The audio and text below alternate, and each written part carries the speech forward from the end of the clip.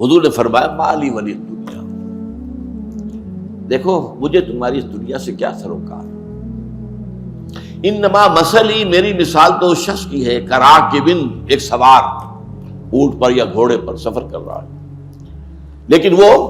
استظل تحت شجرۃ،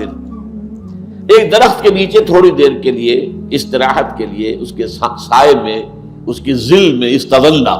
اس کے سائے کے اندر تھوڑی دیر کے لیے وہ استراحت کے لیے رک جاتا ہے، ثم راح فترکا، پھر اس کے بعد وہ چھوڑتا ہے اور اپنی منزل لیتا ہے۔ ظاہر بات ہے کہ وہ عارضی قیام تھا، یہ اس کا وطن نہیں ہے، یہ اس کا گھر نہیں ہے، یہ اس کی منزل نہیں ہے۔ اسی طرح یہ دنیا تمہاری منزل نہیں ہے، تمہارا گھر نہیں ہے، تمہارا وطن نہیں ہے۔ حضور نے فرمایا انما دنیا خلقت لکم وانتم خلقتم للآخرہ، یہ دنیا تمہارے لیے پیدا کی گئی کیونکہ اسی میں تمہارا امتحان ہونا ہے، یہ تو امتحان گاہ ہے، لیکن بہرحال اس میں اللہ نے تمہاری ضرورتوں کو پورا کرنے کی جو چیزیں رکھی ہیں ان کو استعمال کرو، لیکن یہ کہ اس کو مطلوب اور مقصود اور محبوب نہ بنا لو۔ اسی کو بعض علماء جو ہیں بڑی پیاری مثال دیتے ہیں کشتی کے معنی، کشتی پانی میں ہے تب تک تو عافیت ہے، کشتی میں پانی آ گیا اب تباہی ہے۔ دنیا میں رہو کوئی حد نہیں، کن فی الدنیا، رہو دنیا میں، کانکا غریب و عابر سبیل، اور دوسری یہ مجھے تمہاری دنیا سے کیا سروکار، انما مثلی کراکب استظل تحت شجرۃ ثم راح فترکا، اس سوار کی سی مثال ہے میری تو جو کوئی کسی درخت کے سائے میں تھوڑی دیر کے لیے رکتا ہے ذرا سا آرام کرنے کے لیے، زیادہ تھکان ہو گئی چیز سے دور کرنے کے لیے، پھر وہ جاتا ہے اور درخت کو چھوڑ کر اپنا راستہ لیتا۔ ایک اور حدیث آتی ہے، اس کا مجھے متن اس وقت پورا یاد نہیں ہے، ایک صحابی فرماتے ہیں کہ میں حاضر ہوا تو میں نے دیکھا کہ حضور پر عجیب کیفیت ہے کہ آپ جیسے کہ اپنے دونوں ہاتھوں سے کسی چیز کو دھکا دے رہے ہیں۔ میں کچھ دیکھتا رہا، اس کے بعد جب یہ کیفیت ختم ہوئی میں نے پوچھا حضور یہ کیا معاملہ؟ فرمایا دنیا ایک نہایت خوبصورت عورت کی شکل میں میرے سامنے لائی گئی، اب میں اسے دھکے دے رہا تھا کہ مجھے تم سے کیا سروکار۔ تو یہ ہے اصل میں زہد فی الدنیا۔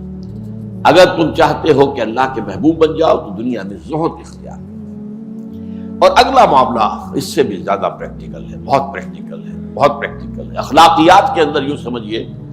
یہ بلند ترین تعلیمات میں سے، وَازْهَدْ فِيمَا أَيْدِي النَّاسِ يُحِبُّكُ النَّاسِ،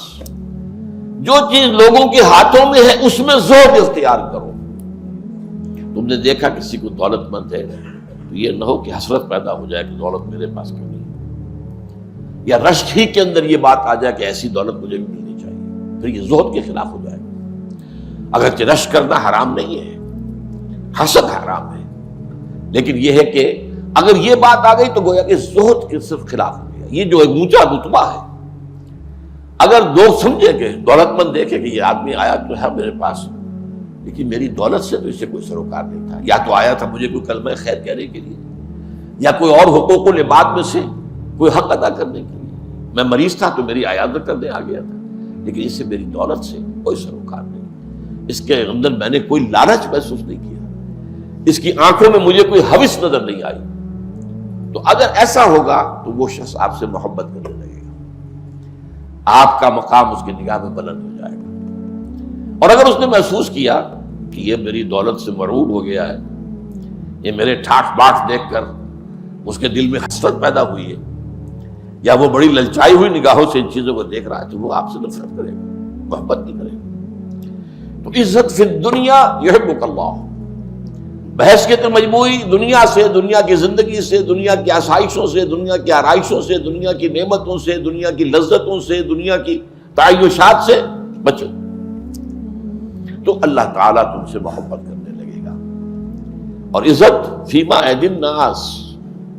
اور زہد اختیار کرو ان چیزوں کے بارے میں جو لوگوں کے ہاتھ میں ہے، دولت ہے، جائیدادیں ہیں، فلاں ہیں، فلاں ہیں، تو کیا ہوگا؟ انسانوں کے دلوں میں تمہاری وقت بڑھ جائے گی۔ تو یہ در حقیقت ہمارے لیے اخلاقی تعلیم کے اعتبار سے، اور جو میں نے عرض کیا تھا کہ کانٹے کی بات تو ایک ہی ہے، تم طالب دنیا ہو یا طالب عقبہ،